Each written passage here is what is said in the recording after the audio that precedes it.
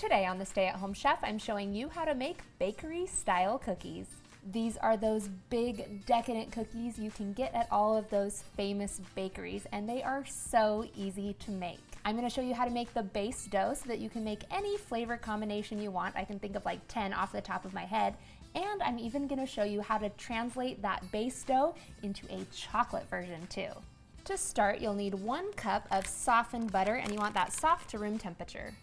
Then you'll need 3/4 cup of brown sugar and 1/2 cup of granulated sugar. Then grab a hand mixer and cream this all together, or you can use a stand mixer. You want to cream this together for a solid 1 to 2 minutes until well combined. Then you'll add in 2 large eggs and 1 teaspoon of vanilla extract. Mix this in for 30 to 60 seconds until it's nice and smooth and it almost looks like a frosting. Next, we're going to add in our flour. We're going to use 2 different kinds of flour today because it gives the best bakery style fluffy texture to your cookie. But if you don't happen to have 2 different kinds of flour, you can use just all-purpose. So we'll start with 1 3/4 cup of all-purpose flour, as well as 1 cup of cake flour, which is more finely milled, and it has cornstarch added in. It's kind of like the texture of powdered sugar. You'll also need 1 teaspoon each of baking soda and baking powder. And last, you'll need 1/2 teaspoon of salt. And then you can mix this together.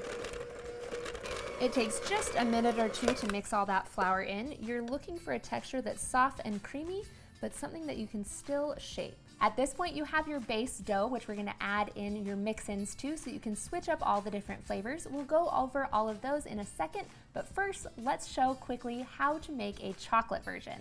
We'll make everything like we did before by creaming the sugar with the butter, adding in our eggs and vanilla extract, and mixing that in real quick. But then this time, we're going to add in 1/2 cup of unsweetened cocoa powder, and it looks best if you use a dark cocoa powder. Then reduce the amount of all-purpose flour you use to 1.5 cups. Then just like before, add in your 1 cup of cake flour, the salt, the baking soda, and the baking powder. And mix this all together. You're looking for that same smooth, soft texture. This time it'll look fudgy and delicious. Next, it's time to add in mix-ins. You can make your whole batch the same flavor or divide it in half and make 2 different flavors. I'm going to divide all of mine up real quick so that I can show you at least 6 different options. All right, I've got 6 different bowls here, so they're all half batches. For the ever-popular chocolate chip walnut, you'll need 1 cup of chocolate chips and 1/2 cup of walnuts for a half batch, or twice as much for a full batch. And then just use a rubber spatula to stir that in until the add-ins are evenly distributed. For the ever-popular Cowboy Cookies, for a half batch, you'll need 1 cup of chocolate chips, 1/2 cup of quick oats, 1/3 cup of chopped pecans, and 1/3 cup of unsweetened coconut flakes. Once again, just stir that all in. And you can tell this is going to be a really good day in my house. If you're into Oatmeal Raisin, you'll need 3/4 cup of quick oats and 1 cup of raisins.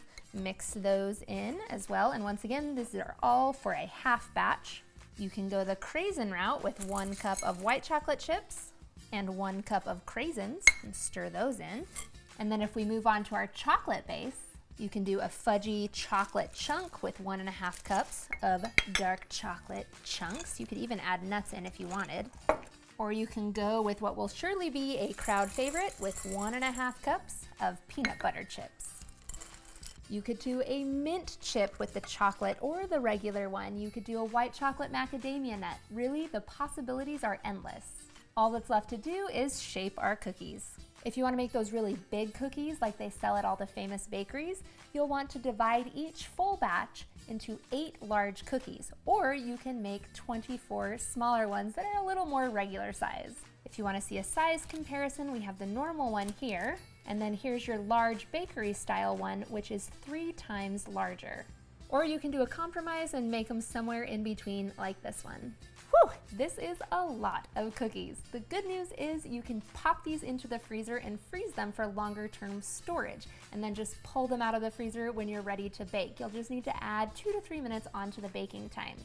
Either way, you'll bake these in a 400-degree oven for 14 minutes for the large ones, or about 8 minutes for the smaller ones. Once browned, remove them from the oven and let them cool on the pan for about 15 minutes. After 15 minutes, you can remove them to a wire rack to cool completely. And then that's it. You are ready to eat. Now, if you'll excuse me, I have some baking to do.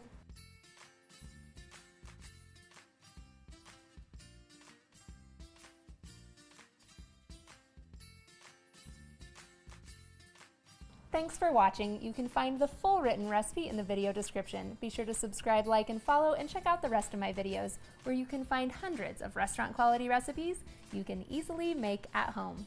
We'll see you later.